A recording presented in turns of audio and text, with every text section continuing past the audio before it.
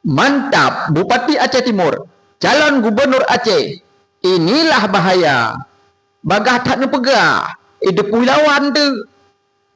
Memang Bupati Aceh Timur harap salah ku kenal kang-kang sika gubernur Bang Alfar Lakinyan. Jadi kadang-kadang kan lidah tanyo kan karena bersemangat rakyat Aceh, rap mandum seluruh Aceh. Idola Jino Bupati Aceh Timur. Tapi hati-hati. Jauh tat mentang perjalanan. Putun tu. Tamlake mentang bupanjang umur ke beristiqamah.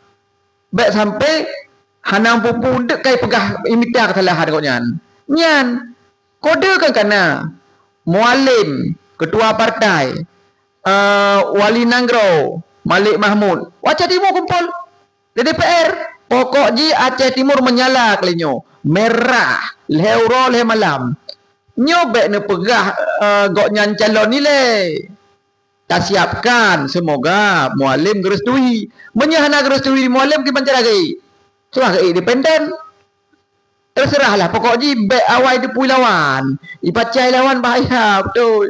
Letat urang kan yang cukup kepingin ku gubernur Aceh kali uku dari partai Aceh. Termasuk kadang mualim sendiri galak gelong ke. Nyan bener hati-hati yan. Bek gini untuk kai cegat di lawan nah.